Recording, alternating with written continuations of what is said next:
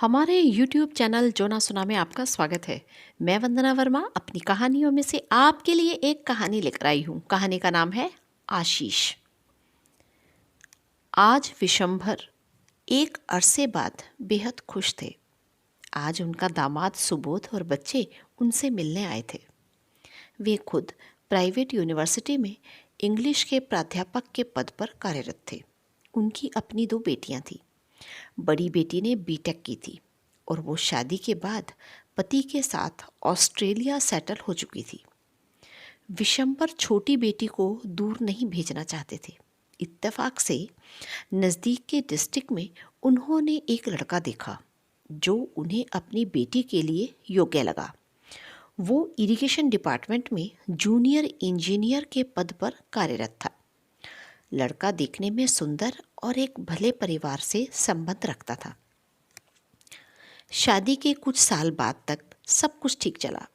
सुजाता के 2 बच्चे हुए, बेटा अंकित और बेटी अंकिता।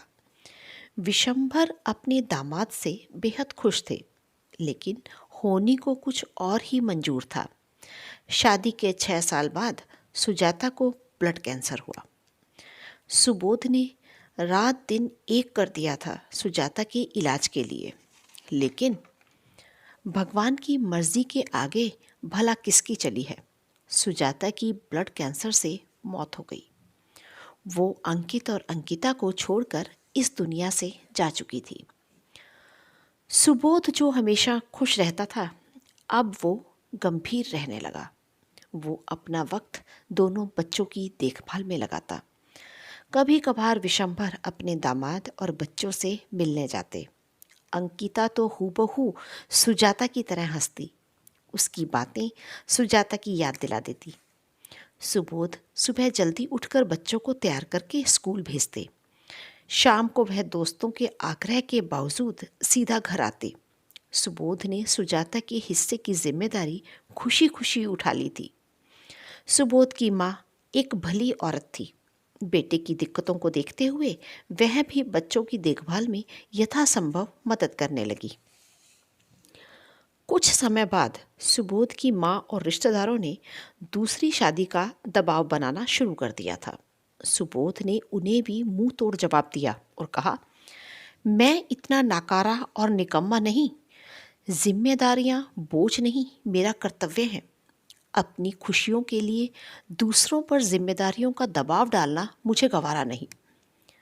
धीरे धीरे माँ और रिश्तेदारों ने दूसरी शादी के लिए दबाव डालना छोड़ दिया। सुबोध ने अपना जीवन बच्चों को अच्छी शिक्षा और जिंदगी देने में लगा दिया था। इस तरह सुबोध और बच्चे एक अच्छा और अनुशासित जीवन व्यतीत करने लगे। कभी कभार सुबोध बच्चों को मिलवाने विशंभर के यहाँ लाते। विशंभर अक्सर सुबोध से कहते, तुम पर पहले ही अधिक जिम्मेदारी है, तुम क्यों परेशान होते हो, मैं ही बच्चों से मिलने आ जाया करूँगा।